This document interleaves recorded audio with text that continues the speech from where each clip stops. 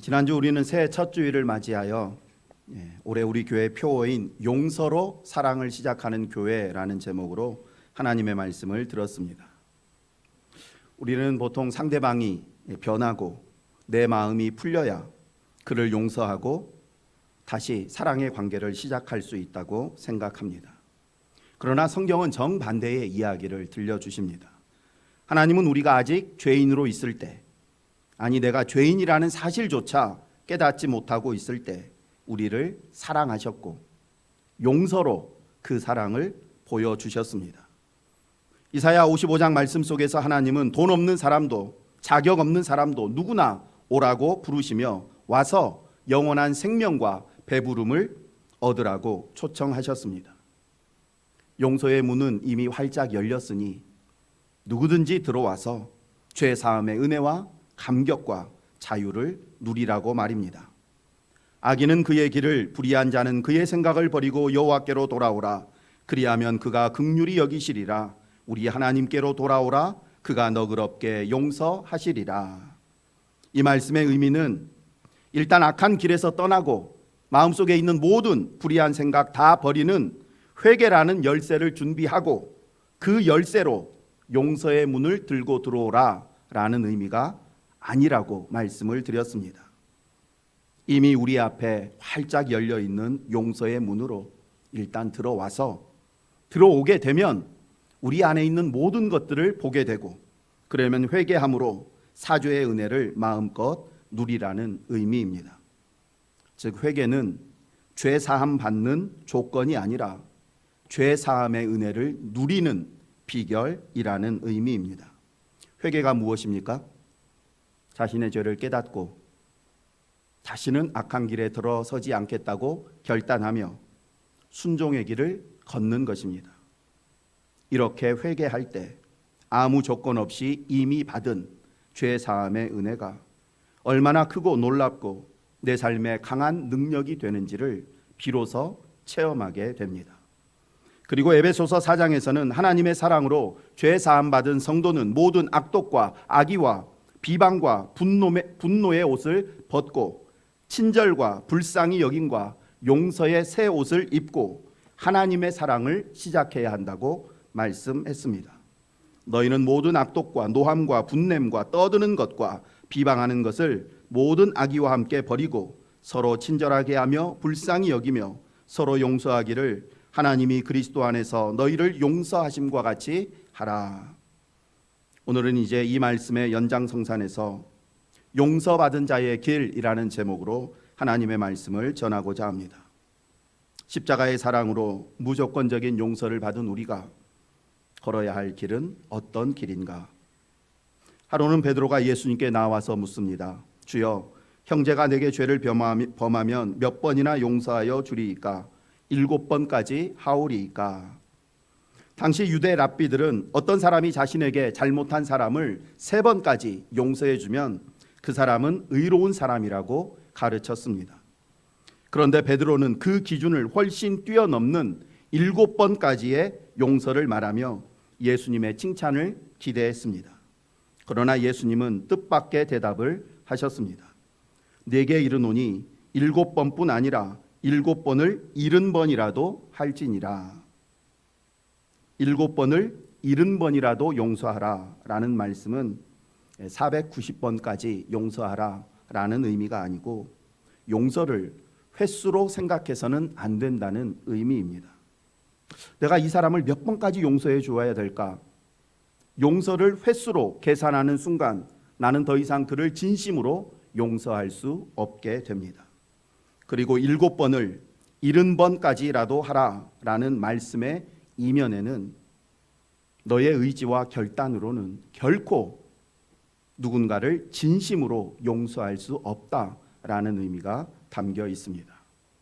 그런데 만약 예수님께서 7번을 70번까지 용서하라 라는 말씀을 하신 다음에 여기서 멈추셨다면 방금 말씀드린 이 말씀 속에 담겨 있는 의미, 우리는 아무리 노력을 해도 누군가를 진심으로 용서할 수 없다라는 사실을 깨닫지 못한 채 예수님이 말씀하신 이 표면적인 이 490번이라는 불가능한 과제를 수행하려고 애썼을 것이고, 그래서 그 과정 중에서 누가 더 많이 용서를 했는지를 계산하며 용서의 횟수를 자랑할 것이 뻔합니다.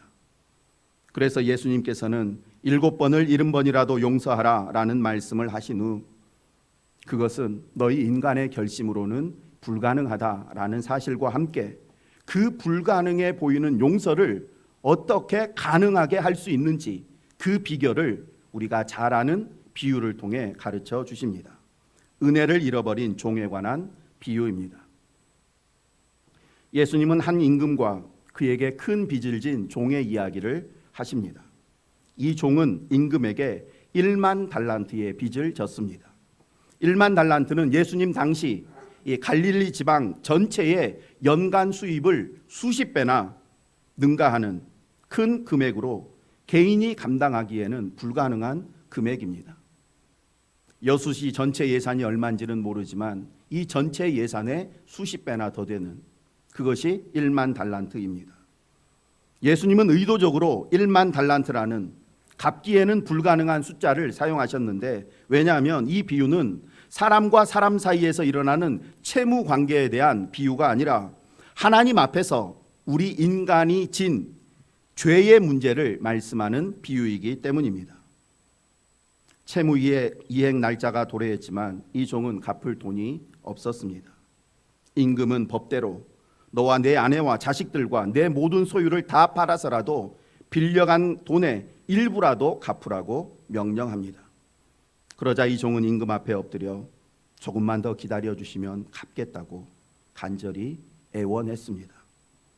그 모습을 불쌍히 여긴 임금은 상한 기한을 조금 연장해 주는 것이 아니라 오히려 그가 진 빚 전체를 없는 것으로 탕감해 주었습니다.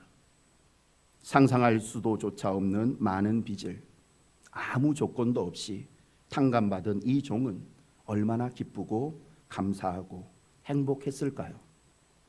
그런데 이 이후에 이 사람이 한 행동이 우리 모두를 큰 충격에 빠뜨립니다. 왕궁을 나와서 집으로 돌아가던 길에 자기에게 100데나리온 빚진 친구를 만나게 됩니다. 100데나리온은 1만 달란트와 비교하면 세상 말로 껌값에 불과합니다. 하지만 보통 사람들에게 100데나리온이라는 금액은 결코 적지 않은 금액입니다. 왜냐하면 100데나리온은 노동자 3달의 임금에 해당하는 최소한 1,000만 원이 넘는 큰 금액이기 때문입니다. 예수님께서 비유의 효과를 극대화하시기 위해서 1만 달란트와 한 데나리온을 비교하셨어도 되는데 왜 1만 달란트와 100데나리온을 비교하셨을까? 그 이유는 우리가 다른 사람에게 받은 상처와 손해와 고통이 결코 적지 않다는 것을 내가 알고 있다라는 사실을 우리에게 보여주시기 위함입니다. 즉 성경은 우리가 다른 사람에게 받은 상처와 고통을 아무것도 아닌 사소한 일, 그냥 맘 한번 먹으면 누구나 쉽게 참고 용서해 줄 수 있는 일로 축소하거나 가볍게 취급하지 않습니다. 실제로 우리는 상대방의 말 한마디, 행동 하나로 인해서 몇 달 동안 잠을 이루지 못하고 내 일상 전체가 흔들리는 고통을 겪기도 합니다. 이처럼 예수님은 우리가 받은 상처, 손해, 고통이 결코 적지 않다는 사실을 인정하시기에 100데나리온이라는 금액을 사용하신 것입니다. 그렇다면 우리는 어떻게 최소 나에게 3개월의 손해를 끼친 사람, 몇 달 동안 나를 잠 못 자게 하고 고통과 괴로움 속에 시달리게 했던 그 사람을 아무 조건 없이 용서해 줄 수 있을까요? 예수님께서 1만 달란트와 100데나리온 비유를 통해서 우리에게 전해주시고자 하는 교훈의 궁극적인 목적은 용서의 기준은 상대방이 나에게 행한 잘못의 크기가 아니라 내가 하나님께 받은 은혜의 크기여야 한다라는 것입니다. 이 부분 같이 한번 읽어보겠습니다. 시작. 용서의 기준은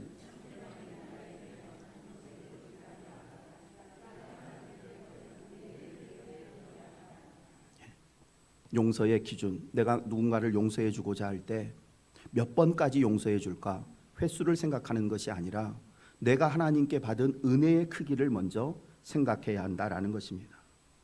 그런데 우리는 저 사람이 나한테 너무나 큰 잘못을 했기 때문에, 나에게 너무나 깊은 상처를 주었기 때문에 용서할 수 없다라고 말합니다.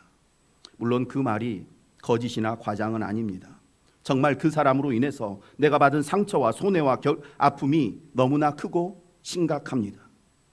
앞에서 말씀드린 것처럼 예수님께서도 우리가 살면서 사람들에게 받는 상처와 고통 결코 하찮은 것으로 취급하시지 않습니다.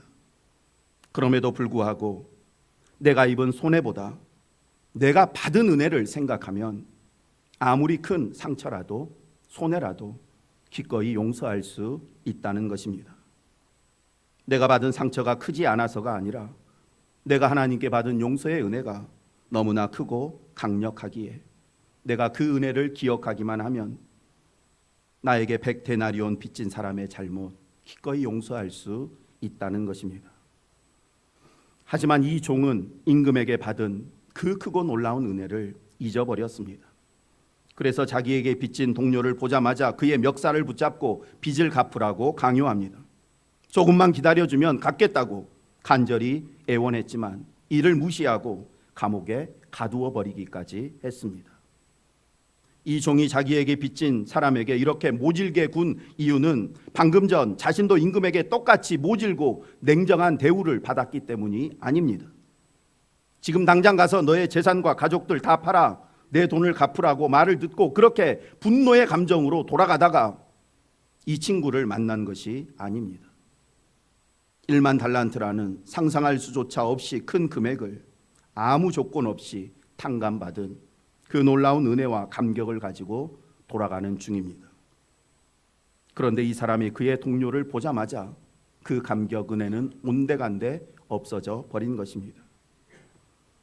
이 사람이 동료를 용서하지 못한 이유는 용서받은 경험이 없었기 때문이 아니고 용서받았다는 사실을 잊어버렸기 때문입니다. 은혜를 받지 못한 것이 아니고 받은 은혜를 잊어버린 것입니다. 은혜를 잊는 순간 우리는 또다시 이기적이고 계산적이고 조건적인 사람으로 변해버립니다. 그래서 누가 더 잘못했는지, 둘 중에 누가 먼저 손을 내밀어야 되는지, 내가 그로 인해서 얼마나 많은 손해를 받는지, 내가 지금까지 몇 번을 참아줬는지 따지기를 시작합니다. 이렇게 은혜를 잊는 순간 우리의 마음속에 숨겨두었던 장부를 꺼내 들고 주변 사람들이 나에게 한 말과 행동들 하나하나에 대해서 내가 받아야 할 보상을 적어놓기 시작하는 것입니다. 이 소식을 들은 임금은 종을 다시 부릅니다. 그리고 이렇게 말합니다. 33절 34절 말씀입니다. 내가 너를 불쌍히 여김과 같이 너도 내 동료를 불쌍히 여김이 마땅하지 아니하냐 하고 주인이 노하여 그 빚을 다 갚도록 그를 옥졸들에게 넘기니라. 그리고 예수님께서 이 비유의 마지막 결론으로 다음과 같은 말씀을 하셨습니다. 35절 말씀 함께 읽습니다. 35절입니다. 너희가 각각 마음으로부터 형제를 용서하지 아니하면 나의 하늘 아버지께서도 너희에게 이와 같이 하시리라. 아멘. 이 말씀은 하나님의 용서도 우리들의 용서와 같이 조건적인 용서라는 의미가 아니고, 또한 우리가 잘못하면 언제라도 받은 용서 취소될 수도 있다는 의미도 아닙니다. 한 번 받은 죄 사함의 은혜, 구원의 은혜는 우리의 연약함과 배은 망덕한 행동으로도 불구하고 결코 취소되지 않습니다. 그렇다면 주인이 노하여 그 빚을 다 갚도록 옥에 가두었다. 우리가 마음으로부터 형제를 용서하지 아니하면 하나님께서도 우리를 용서하지 아니하신다. 이 말씀의 진정한 의미는 무엇일까요? 이미 수차례 말씀드린 것처럼 형제를 용서하지 않으면 우리가 받은 용서도 철회하겠다는 의미가 아니라, 형제를 용서하지 않는 사람은 자기가 하나님께 받은 용서가 얼마나 크고 귀하고 복된 것인지를 깨닫지 못한 채 살아간다는 의미입니다. 빚을 갚도록 옥에 가둔다라는 말씀은 1만 달란트의 빚 탕감을 받고서도 그 은혜를 기억하지 못하면 이미 자유를 얻었음에도 여전히 그는 빚진 자처럼 살게 되고 마음은 늘 메마르고 인색한 상황에 머무르게 되고 분노와 미움의 감정에서 벗어나지 못한 채 죄사함을 받았으면서도 스스로를 감옥에 가두는 삶을 살게 된다는 의미입니다. 용서하지 않으면 용서가 취소당하는 벌을 받는 것이 아니라 이미 받은 용서의 은혜를 하나도 누리지 못한 채 살게 되는 것입니다. 다시 말씀드립니다. 내가 탕감받은 1만 달란트의 은혜가 내 안에서 식어버리면 내가 탕감해 주어야 할 100데나리온이 너무나 커 보이고 그래서 우리는 용서를 할 수가 없습니다. 그러므로 누군가를 용서하기 힘들 때 우리가 가장 먼저 해야 할 일은 내가 탕감받은 1만 달란트의 은혜를 기억해 내는 것입니다. 내가 누군가를 진심으로 용서했다. 이것은 복음이 내 안에 살아있구나라는 증거가 됩니다. 그렇다면 용서란 도대체 무엇일까요? 성경은 우리에게 용서하라, 용서하라, 원수까지 사랑하고 용서하라 말씀하시는데 용서의 의미가 무엇일까? 크게 세 가지를 말씀드리고자 합니다. 첫째, 용서는 기억을 지우는 것이 아니고 상처와 아픔을 하나님께 맡기는 것입니다. 왜 하나님께 맡겨야 할까요? 그것 상처와 괴로움, 고통 내가 가지고 아무리 해결하려고 애를 쓰고 노력해도 해결할 수도 없고 처리할 수도 없기 때문입니다. 대부분의 상처는 아무리 지우려고 해도 지워지지가 않습니다. 그 일이 일어난 지 10년, 20년이 지났는데도 여전히 내 삶에 남아 있어서 나를 찌르고 아프게 합니다. 분주한 낮에는 괜찮다가도 조용한 밤이 되면 그 일이 생각납니다. 한동안 다 잊고 지내는 듯 하다가도 어느 날 문득 그 사람의 모습이 떠오릅니다. 그의 말투와 표정, 그 사건이 일어났을 때 내 감정이 다시 살아납니다. 그리고 이것은 연약한 인간에게 일어나는 너무나 당연한 현상입니다. 사무엘을 낳기 전 한나는 아들을 낳지 못한다는 이유로 둘째 부인이었던 브닌나에게 말로 다 할 수 없는 상처와 수치와 모욕을 받았습니다. 이 사실을 안 남편 엘가나가 내가 열 아들보다 당신을 더 사랑하지 않느냐? 당신이 아들을 낳지 못해도 내가 있으면 그것으로 충분하지 않느냐? 한나를 위로했지만 큰 위로가 되지 않았고 문제 역시 여전히 해결되지 않았습니다. 남편의 위로와 큰 사랑으로도 한나의 깊은 상처를 치유할 수 없었던 것입니다. 이에 한나는 자신 안에 있는 모든 상처와 억울함과 수치심을 하나님께 가지고 나아갔습니다. 사무엘상 1장 10절 말씀입니다. 한나가 마음이 괴로워서 여호와께 기도하고 통곡하며. 이렇게 한나는 자신 안에 있는 모든 상처와 억울함과 고통을 숨김없이 하나님 앞에 다 쏟아 놓았습니다. 하나님께서는 그 기도를 들으셨고 그 결과가 이렇게 나타났습니다. 얼굴에 다시는 근심빛이 없더라. 아마 브닌나는 기도하고 돌아온 한나를 여전히 아이 낳지 못하는 여자라고, 벌받은 여자라고 무시하고 모욕했을 것입니다. 그러나 한나는 더 이상 그녀의 말과 행동으로 인해 근심하고 괴로워하지 않았습니다. 왜냐하면 한나는 이미 자신 안에 있는 모든 상처, 억울함, 수치, 아픔을 다 하나님께 맡겼기 때문입니다. 이처럼 지워지지 않는 상처의 기억과 아픔, 하나님께 맡길 때만 우리의 마음은 참된 자유와 평안을 얻게 됩니다. 용서는 상처의 기억을 잊겠다, 기억하지 않겠다 결심한다고 해서 사라지는 것이 아니라 지워지지 않는 그 상처를 하나님께 맡길 때 해결됩니다. 더 이상 사람에게 받은 상처와 아픔, 억울함의 짐을 나 혼자 짊어지지 않고 이 짐을 다 하나님께 맡기겠다 결단하는 것이 용서의 시작입니다. 그럴 때 우리의 마음이 먼저 자유를 얻고 그리고 용서를 향한 첫 걸음을 내디딜 수 있게 됩니다. 그러니 오늘 이 시간 지우려 해도 지워지지 않았던 그 상처와 괴로움을 하나님 앞에 다 맡기고 용서의 첫 걸음을 내딛는 저와 여러분 되기를 원합니다. 둘째, 용서는 나에게 해를 입힌 가해자를 무죄로 선언하는 것이 아니고 심판의 권한을 하나님께 위임하는 것입니다. 많은 성도들이 용서하라, 원수까지 사랑하라 말씀을 들으면 다음과 같은 생각을, 오해를 하게 됩니다. 분명 저 사람이 잘못했는데 그냥 아무 일 없었다는 듯이 무조건 용서해 주라는 말입니까? 그러면 나만 손해보고 나만 고통받는 거 아닙니까? 그 사람은 자기의 잘못을 전혀 깨닫지도 못하고 오히려 내가 먼저 용서의 손을 내밀면 자기가 옳았던 것처럼 그렇게 행동하지 않겠습니까? 그러나 하나님은 단 한 번도 죄를 죄가 아닌 것으로 여기라고 말씀하신 적이 없으십니다. 그냥 덮어두고 넘어가라고 말씀하신 적이 없으십니다. 만약 죄가 그냥 덮어놓고 넘어갈 수 있는 문제였다면 예수님께서 십자가에서 죽으실 리도 없으셨습니다. 십자가는 하나님께서 우리 가운데 있는 죄를 얼마나 철저하게 엄중하게 다루시는지를 보여주는 분명한 증거가 됩니다.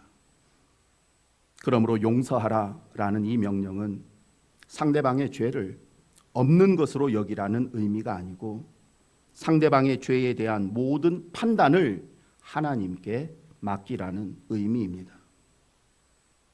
정의가 이루어지지 않으면 어쩔까? 염려하지 않아도 됩니다. 우리 하나님은 공의의 하나님이시기 때문에 우리가 행한 모든 선하고 악한 일들에 대해서 가장 완전하고 완벽한 판단을 해 주실 것이기 때문입니다. 용서는 정의를 포기하는 행위가 아니고 오히려 정의를 그 누구보다도 가장 잘 실현하실 수 있는 하나님께 맡기는 것입니다. 용서는 잘못을 없던 일로 만드는 것도 아니고 그 잘못에 대한 최종 판단을 하나님께 맡기는 것입니다. 그러므로 이 시간 내가 잘잘못을 판단하려는 하는 마음 내려놓고 모든 판단의 권한 하나님께 위임하고 우리는 하나님 안에서 자유와 평안을 회복하게 되기를 원합니다. 마지막 셋째로 용서는 관계가 즉시 회복될 것이다 라는 의미가 아니고 과정이 필요하다라는 사실을 기억해야 합니다. 내가 누군가를 용서한다고 말했을 때 그 즉시 관계가 회복되는 경우는 극히 드뭅니다. 이 부분을 생각하지 않으면 내가 용서한다고 내가 먼저 손을 내밀면 모든 관계가 금방 풀리겠지 이렇게 생각하게 되면 용서한 후에 오히려 이전보다 더 큰 상처와 억울함을 경험할 수도 있습니다. 나는 정말 이렇게 어렵게 내가 잘못한 것도 적은데 용서의 손을 내밀었는데 어쩌면 저 사람은 달라지는 것이 하나도 없느냐. 차라리 용서한다는 말을 하지 말걸 괜히 내가 먼저 용서한다고 말했다가 나만 바보 됐네. 이런 감정이 드는 이유는 용서를 너무나 크게 기대했기 때문입니다. 용서를 하면 금방 관계가 회복되고 내가 용서한다고 말하면 상대방이 금방이라도 달라질 것처럼 내가 생각했기 때문입니다. 그러나 용서와 관계의 회복은 동일한 것이 아닙니다. 용서와 화해는 분명히 구분됩니다. 용서는 내 마음속에서 일어나는 즉각적인 결단이라면 이 화해는 나와 너 사이에 변화의 시간을 오랫동안 요구하기 때문입니다. 불화하던 두 사람이 다시 화목하게 되기 위해서는 가장 먼저는 누군가의 즉시 의지적인 결단, 회개가 필요하고 그 다음에 변화를 위한 시간이 필요합니다. 이 사실을 기억하지 않으면 용서한 후에 오히려 관계가 더 어려워지고 이전보다 더 큰 상처를 받을 수도 있습니다. 그러므로 우리는 생각해야 됩니다. 아직 관계가 회복되지 않았다고 해서 용서가 실패한 것이 아니고 상대방이 달라지지 않았다고 해서 내가 한 용서가 헛된 것도 아닙니다. 왜냐하면 용서의 1차 목적은 어디에 있는가 하면 용서를 하는 1차 목적은 상대방을 변화시키기 위함이 아니라 나 자신이 과거의 상처에 묶여 살지 않는 데 있기 때문입니다. 용서했지만 아직 그의 얼굴을 편하게 보기 어려울 수 있고 연락하는 것이 쉽지 않을 수 있습니다. 그러나 내가 그를 내 마음속에서 진심으로 용서했다면 나는 더 이상 그 일로 인해서 나 스스로를 감옥에 가두는 어리석은 일을 반복하지 않을 수 있습니다. 아직까지 관계가 온전히 회복되지 않았어도 괜찮습니다. 서로 용서한다고 악수하고 그렇게 풀어진 것 같지만 여전히 나와 그 사이에 거리가 있어도 괜찮습니다. 중요한 것은 거리의 문제가 아니라 방향의 문제이기 때문입니다.